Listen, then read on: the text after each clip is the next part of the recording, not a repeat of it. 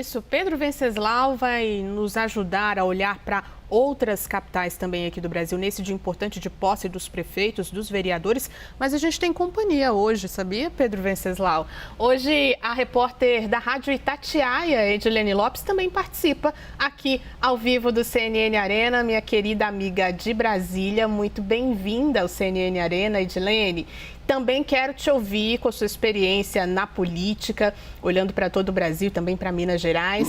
Mas olhando aqui para São Paulo, queria te perguntar o seguinte, entrevista que vai ao ar hoje, inclusive aqui na CNN, às 11h30 da noite, o prefeito Ricardo Nunes condenou esse apoio do MDB ao governo do presidente Lula.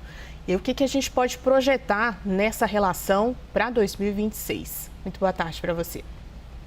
Muito boa tarde, Ju, muito boa tarde, Pedro, a todos que estão na nossa audiência neste momento.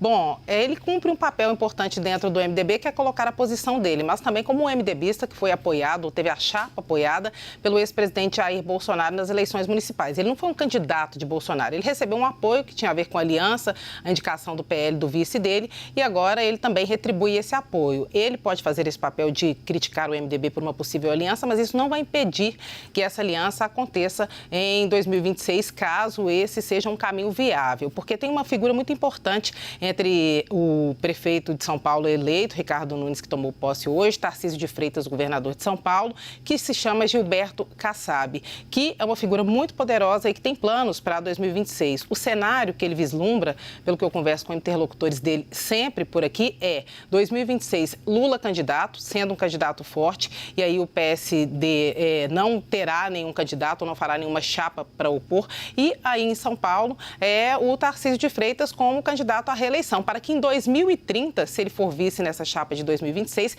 ele seja o candidato ao governo de São Paulo. Então o PSD muito provavelmente vai ficar confortável com uma candidatura do presidente Lula em 2026 para que os planos que são colocados hoje pelo partido se cumpram.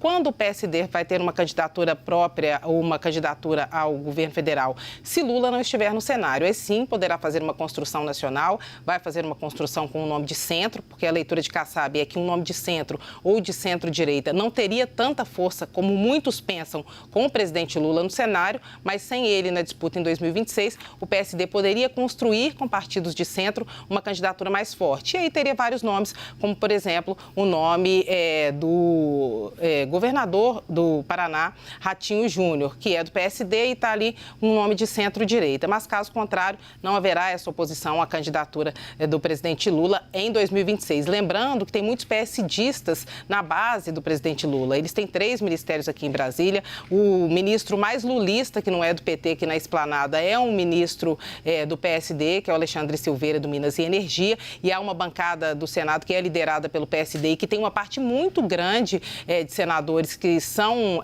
senadores lulistas. Tem governadores do PSD no Nordeste. Então, tem um peso do PSD para o apoio ao presidente Lula em 2026. Então, esse é um cenário que me parece bem claro. Agora, se o presidente Lula pode querer um vice do PSD? Pode. Ele vai buscar o PSD ou o MDB para 2026, se ele for candidato. E aí são vários nomes que podem ser pensados, inclusive do Kassab e do Silveira, mas esse é um caminho para daqui a pouco, porque o MDB também está no páreo e tem vários disputando essa vaga.